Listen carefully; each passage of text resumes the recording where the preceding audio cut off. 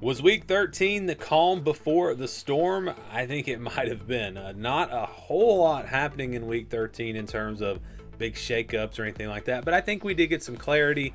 We had some teams that are now like clearly not going to make the college football playoff that we thought might could get in, and we have some teams that they're starting to look like they may have a better possibility than maybe what we thought a couple of weeks ago. So yeah, it's mostly, we're going to give our takeaways, again, mostly about the big picture here, the college football playoff and the conference races, which I guess the conference races affect the college football playoff. So that's really the story.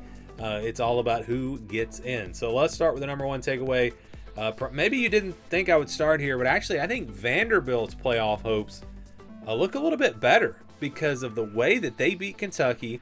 And we know this committee is looking at how teams perform. We know it's that winning margin definitely matters. So they go out and they blow out Kentucky, who had been pretty hot. They'd come in winning some games in the SEC.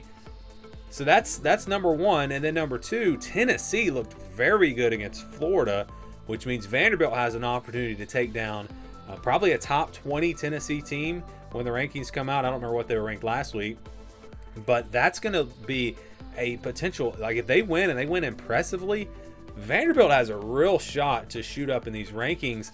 And you also look at Utah struggling.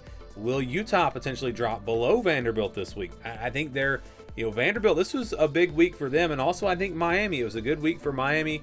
I think their playoff hopes look a little bit better as well.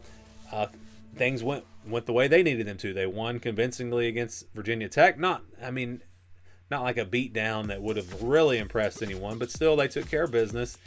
And also the fact that Pitt beat Georgia Tech. So now they're going to get potentially a ranked Pitt team next week. If they can knock them off, I still think it's a long shot for Miami to get to the ACC championship. I just don't see that happening. They need too much help. But if they can win that game and they can win convincingly, let's say they beat Pitt by more than Notre Dame beat Pitt, and then we start really having this serious conversation between Notre Dame and Miami, and again, you go back to the head-to-head, I think that there is a path for Miami, but they might need a little bit of help. And again, this is a team that I'm wondering, do they jump ahead of Utah this week? So this was the rankings last week, and I'll get into my takeaway here. But you can see Miami and Vanderbilt right behind Utah. Utah struggling against a very mediocre team this past weekend. I think Miami and Vanderbilt might just jump ahead of Utah this week, and that's going to inch them closer and closer to getting into that. Really, the top 10 is where you need to get, because the ACC champ and the Group of 5 champ, they're going to be in. So you really need to get into the top 10. All right, so now my takeaway this week: 5 SEC teams, 3 Big 12 teams, or Big 10 teams, I should say. That's the most likely scenario. So we're talking Ohio State, Indiana, Oregon out of the Big 10, obviously, and then out of the SEC, Texas A&M, Georgia, Ole Miss, Oklahoma, and Alabama. That's the most likely scenario, and maybe even Vanderbilt in there instead of Alabama if Alabama were to lose, or if Oklahoma were to lose to LSU. I think that's the most likely scenario. Maybe 4 SEC, 3 Big 10, but I think it's probably going to be 5 SEC, 3 Big 10. But it's possible for 6 SEC teams to get in and only 2 Big 10 teams to get in. So if Oregon loses to Washington, I think there's a real shot that they fall far enough out of the rank down the rankings that they very well might not get in. So that's going to leave just Indiana and Ohio State. And again, if things go well for Vanderbilt, let's say Miami loses to Pitt, which could happen, and let's say that BYU gets blown out in the Big 12 championship game, then you have, Vanderbilt, I think, would pass Miami, Utah, and BYU in that scenario. So that gets Vanderbilt all the way up to number 11. Still, is that going to be enough to get them in? I think it's going to be tough. I don't really know how you get in, how you get 16 teams in, unless, again, Oregon loses. Then if Oregon falls behind Vanderbilt, there you go. Vandy slides up to number 10, and we have 6 SEC teams in and only 2 Big 10 teams in. That's not the most likely scenario, but I'm just laying it out. And again, I think that this was Vanderbilt might have been the biggest winners this week, because you thought that they probably didn't have a chance, but they really would have been in trouble if USC had beaten Oregon and then USC jumped ahead of them. Maybe if Georgia Tech had beaten Pitt, maybe Georgia Tech would have jumped ahead of Vanderbilt. So everything went well for the Commodores.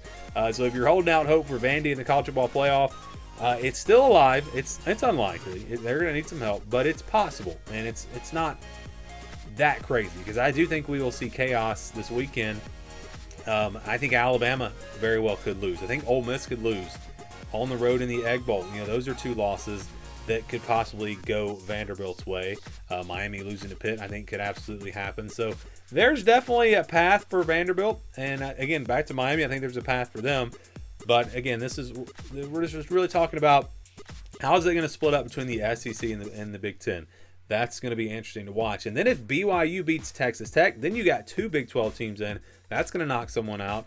If BYU loses a really close game, do they still get in? Again, there are going to be some really interesting scenarios playing out here in the final weekend of the regular season. All right, next we'll go to our number 4 takeaway.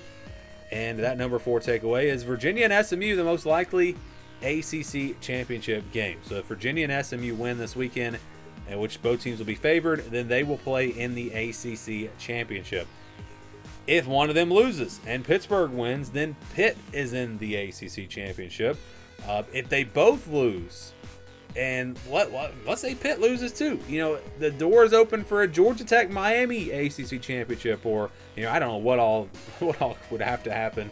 I think Duke might still be alive. I really don't even know. I didn't go. I did work out the tiebreakers myself, but I didn't go too far down the list. So again, Miami's still alive, but they're going to need some help. Georgia Tech's still alive, but they're going to need some help. Virginia and SMU, that's most likely going to be your ACC championship game. But if one of those teams loses, then it comes down to Pitt and Miami. Who wins that game? If Pitt wins, again, they're going to be in. So there are a lot of teams still alive here, and it's not over.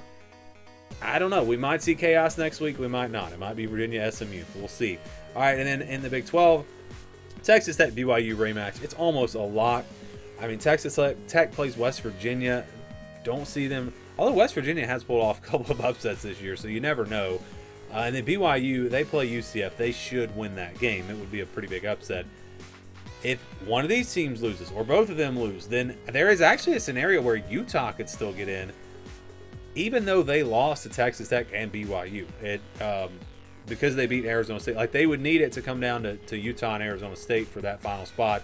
It's kind of crazy to look at all the different scenarios. But they're still alive, but it feels like, again, it's pretty much guaranteed. We're going to see Texas Tech and BYU in the Big 12 championship. And again, if BYU wins that game, I think Texas Tech probably still gets in. If they lose, does BYU still get in?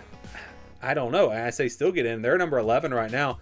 That's not going to be enough. Number 11 is not going to get you in. You've got to be in the top 10 to get in, unless somehow we see the ACC champion in the top 10. Then you could get in at number 11, but that's probably not going to happen unless it's Miami. So yeah, they need to move up. So I don't think BYU is going to get in without someone losing in front of them and them playing Texas Tech really close. I think it has to be a competitive game. If they get beat by 2 scores or more, if they get blown out again, I don't see BYU getting in the college football playoff. But there you go. I think, it feels like the ACC and Big 12 are pretty clear. We might see chaos, though, and maybe it's not going to be as clear as we think. And then the SEC scenarios are all crazy. If Michigan beats Ohio State, the Big 10 gets kind of crazy. There's going to be chaos somewhere. I don't know which conference it's going to be. I'm kind of leaning towards the SEC, because it's been kind of a quiet year in the SEC in terms of big upsets and shakeups. I think that might be where it comes, or maybe it comes in a couple of conferences, but it's going to be a really fun weekend. This might be the best rivalry weekend we've ever had in college football in terms of games that matter. Just feels like there's a lot more games this year that matter than what we saw last year, and games that could realistically be upsets. So again, those are my takeaways from week 13. Give me your takeaways down in the comments below.